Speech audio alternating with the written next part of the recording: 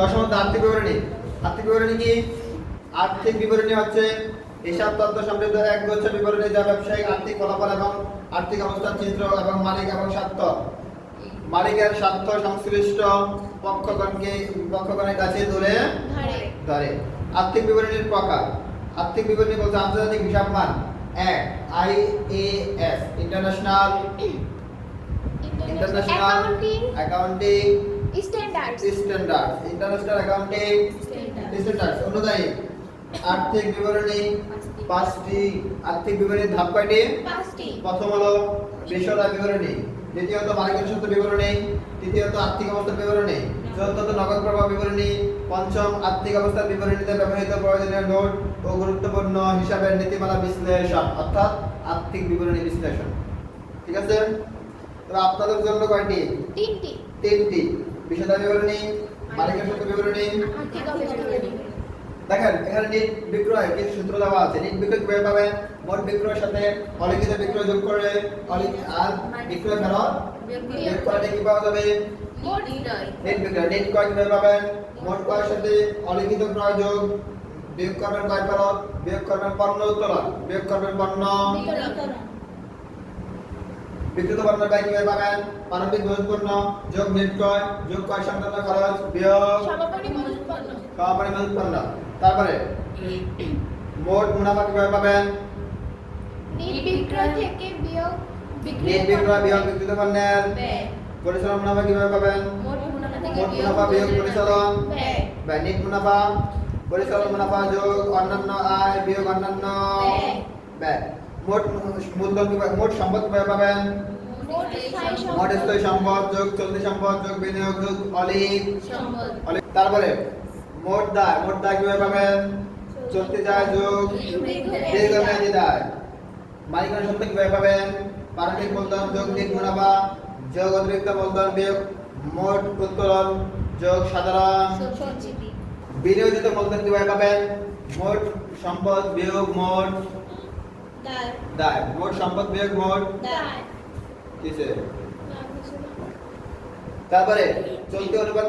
তারপরে নিট মুনাফার হার পাওয়ার সূত্র কি? নিট মুনাফা ডিভাইডেড বাই নিট বিক্রয় ইনটু 100। বিনিয়োজিত নিট মুনাফা মূলধনের উপর মুনাফার হার কিভাবে পাবেন? নিট মুনাফা বাই বিনিয়োজিত মূলধন ইনটু 100। চলতি অনুপাত কিভাবে পাবেন? চলতি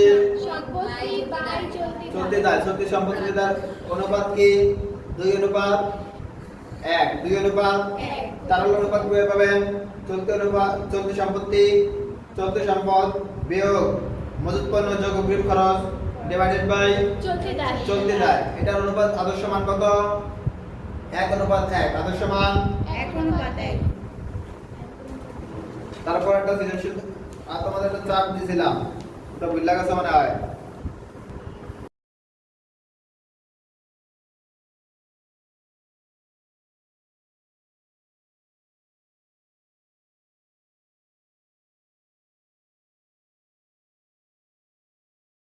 আছে না? একটা প্রশ্ন দেওয়া আছে, বলছে শওকত ট্রেডার্সের নির্মুক্ত রেওমিল ও সমন্বয় সমূহ বিবেচনা পূর্বক 2014 সালে 31 মার্চ তারিখে সমস্ত বছরের বিশুদ্ধ বিবরণী ও উক্ত তারিখের আর্থিক অবস্থার বিবরণী প্রস্তুত করো। এখানে কিছু দেওয়া আছে, একটা রেওমিল দেওয়া আছে আর আর্থিক কি দেওয়া আছে? কিছু সমন্বয় দেওয়া আছে। সমন্বয়ের ভিতরে প্রথমে মজুত পণ্য 20,000 টাকা। দেখেন সমাপনী মজুত পণ্য এটা কোথায় যাবে? মনে রাখবেন রেওমিলে যে সমস্ত এন্ট্রিগুলো আছে এগুলো যাবে একবার, যে কোনো পার্টে একবার, আর সমন্বয়গুলো দুইবার। সমাপনী মজুত পণ্য দুইবার কোথায় যাবে? একবার যাবে বিশুদ্ধ বিবরণীতে চলতি সম্পদের দিকে, আরেকবার আর্থিক অবস্থার বিবরণী না, একবার যাবে বিশুদ্ধ বিবরণীতে চলতি না বিক্রিত পণ্যের ব্যয় নির্ণয় করার সময়, আবার যাবে আর্থিক অবস্থা বিবরণীতে চলতি সম্পদ নির্ণয়ের সময়।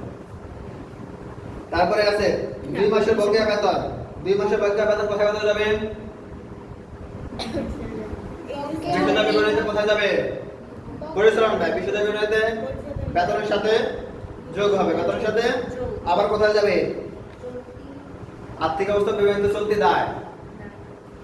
তারপর দেনাদারের আরো 1000 টাকা অনাদায় কি আদায় যোগ করা, দেনাদার আরো 1000 টাকা আদায় যোগ করা, তাহলে কোথায় কোথায় যাবে? আর্থিক অবস্থা বিবরণী থেকে দেনাদার থেকে হ্রাস পাবে নাকি? আর্থিক অবস্থা বিবরণীতে দেনাদার থেকে হ্রাস পাবে। কমে যাবে চলতি হিসাব নির্ণয়ের সময়।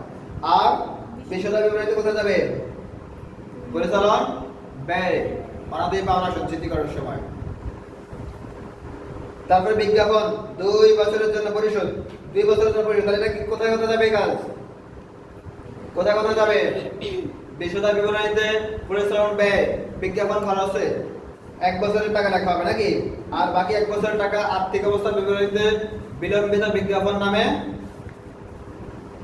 লেখা হবে। বুঝেন না? একবার যাবে পরিচালন ব্যয়, আরেকবার যাবে আর্থিক অবস্থা। আর্থিক অবস্থা বিবরণী। তো স্যার বিজ্ঞাপনটা খরচ না 2 বছরের জন্য, 1 বছরের জন্য এটা হলো খরচ, আর 1 বছরের জন্য সম্পদ। তারপরে আশাপত্র এবং অভিশাপ আশাপত্র এবং অভিসরণের উপর 5% অবচয়, এটা কোথায় যাবে? একবার যাবে বিশদা বিবরণীতে পরিচালন ব্যয় অবচয়, স্যার সমন্বয়ে মানে যা আছে সবই সবগুলো দিবে যাবে অবচয়। আবার যাবে কোথায়?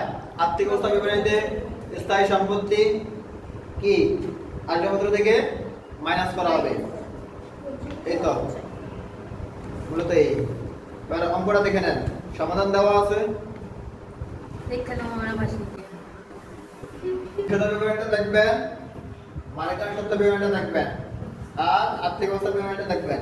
জি স্যার বিরাট অঙ্ক করা দেখেছি। আছে, বেশি করলে মাথার মধ্যে দেবে, বেশি বার করবেন না। মুখে বললে মাথার মধ্যে দেবে নাকি? কয়ের কথা এখানে কয়ের জন্য কি কি থাকতে পারে? হ্যাঁ নিট ক্রয় নেট ক্রয় পরিমাণ, নেট বিক্রয় পরিমাণ, চলতি সম্পদের পরিমাণ, চলতি ব্যয়ের পরিমাণ, কি নেট নেট সম্পত্তির নেট মূল্য, এই যার বাইরে থাকবে না।